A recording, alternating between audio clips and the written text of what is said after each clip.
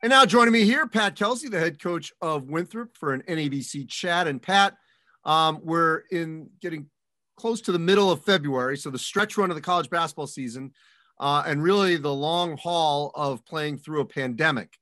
You've got a team that certainly can play in the NCAA tournament, could win a conference championship. How much has that helped the incentive of keeping your guys, focused during all the restrictions that they're having to go through? It's a great question. I do think that we've had a laser-focused team dating back to when the tournament was canceled last year. That was a gut punch. We had just cut down the nets. Students stormed the floor. Places going crazy. We're anticipating our name being called on Selection Sunday, and then it's taken away. But that's adversity that a lot of other teams have faced, and adversity is being handled and trying to be handled by everybody. So we have a veteran team, and I think two things make our team really special. One, we're deep.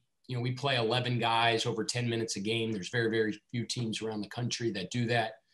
And two, we're a senior-laden, junior-laden team, especially in the front court. Coach Prosser used to say, there's nothing like veteran guards. You have a guy like Chandler Waldron you can give the ball to at 7 o'clock at night. He gives it back to you safe and sound at 9. So they've been laser focused. They've been locked in. We say, whether we are or not, who knows, but we want to be the best in the country at handling the craziness that happens. The only constant right now is uncertainty. And we tell our guys that's the challenge. We have to handle everything that's thrown at us in as mature and disciplined way as possible. And it's nice when you have veteran guys, and it makes my job much, much easier.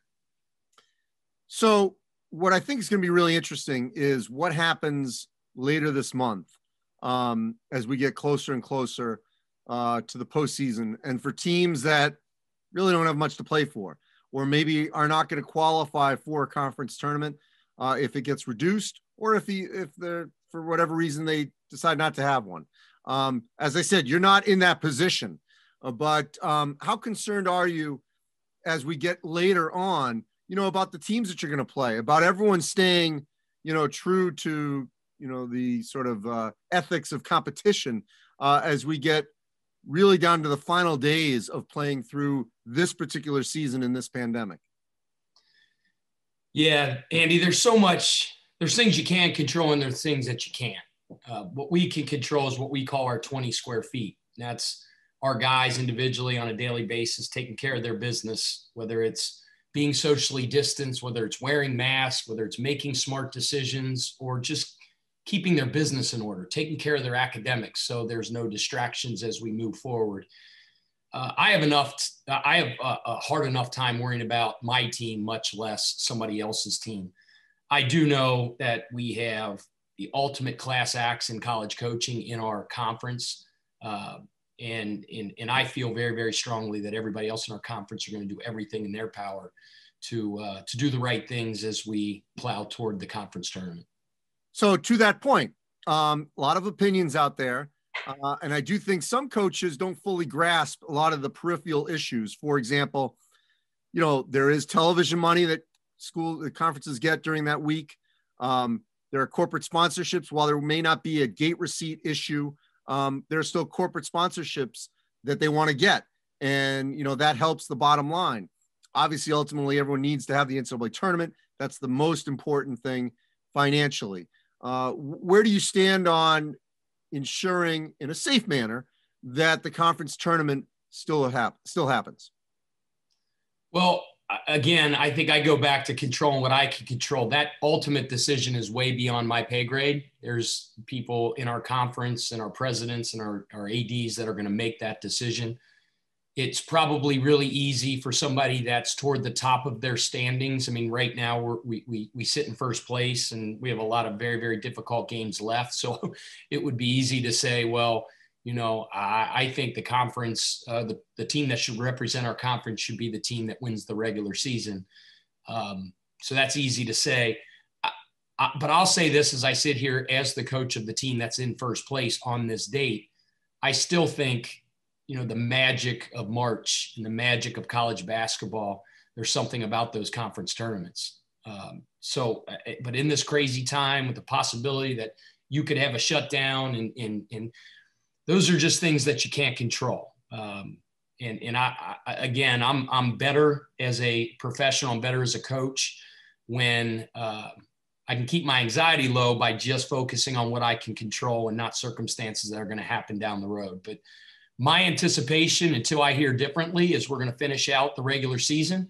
We're going to play the Big South Championship, and I hope and pray that we have enough to get to that Sunday and to win that championship and cut down nets again.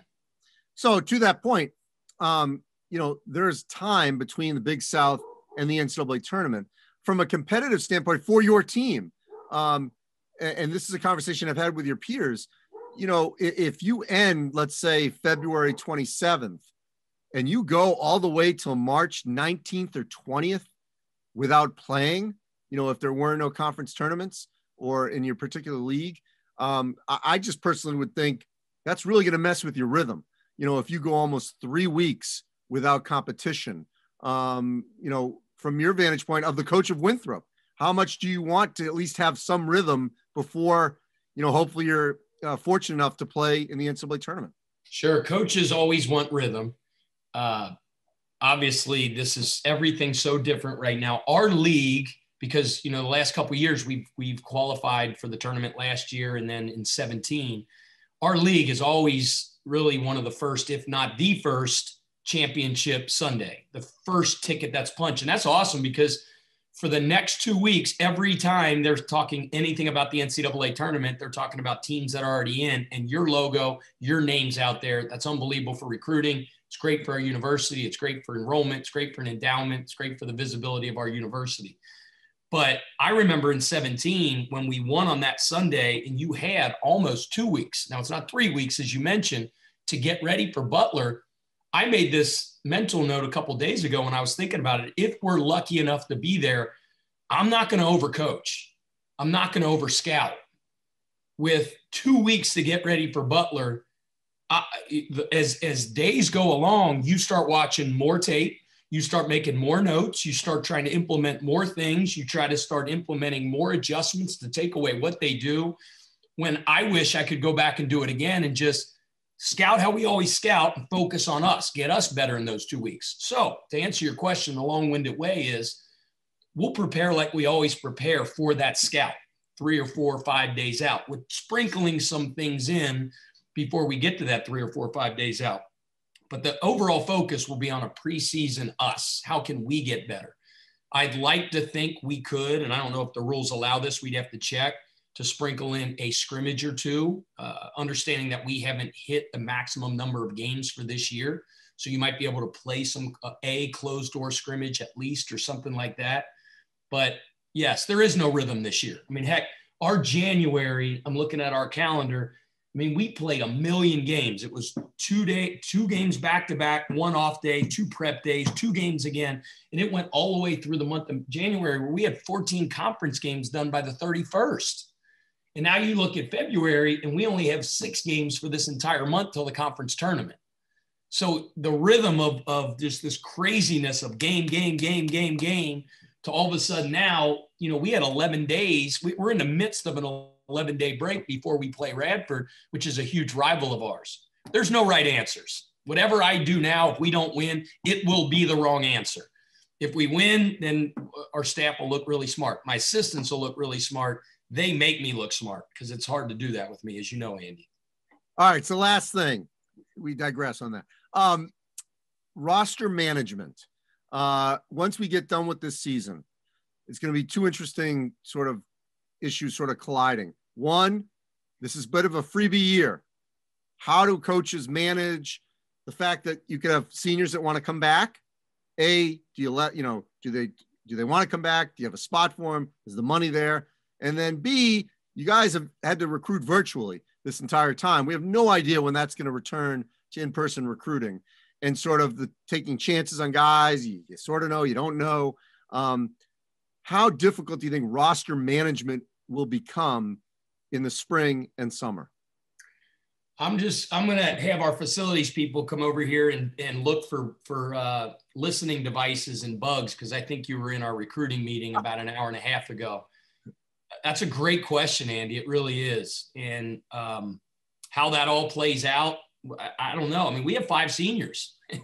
And I would do backflips and throw a parade if those guys came back. I mean, we have a veteran team, leaders, great kids. And we're having them, you know, to this point, and it could all change in tomorrow, but we're having a great year. We're having a magical year. And, you know, they're balancing their future on, you know, Chandler Vaudrin's one of the best point guards in the country, but, you know, he's going to be 24 years old next year. And his dream and aspirations is to be a professional basketball player. And he's put himself in that position. And, you know, there's that time frame as to when's too late to start your professional career. He's balancing that, as is Kyle Zunick, and I could go all the way down the line. So a lot of those talks and conversations haven't happened yet because they don't know what they're going to do, and we don't know our situation. I just think it's all going to kind of play itself out. What we're focusing on right now, obviously, is we have 3 kids signed, and we're head over heels excited about all 3 of those guys. You know, we're not actively looking to gain commitments and sign guys right now because everything's sort of in flux, but we're focusing on the task at hand, and that's having an unbelievable practice today. And I'm a big believer that all the results will take care of themselves if we just put our nose down, focus on the process. And I think those chips are going to fall where they may here over the next month or 2. Well, Pat, I appreciate it. You guys are having, as you said, a magical year. Let's hope it continues. Stay safe, and hopefully we will see you in March. Okay, good seeing you, buddy. Thank you. Rock the hill.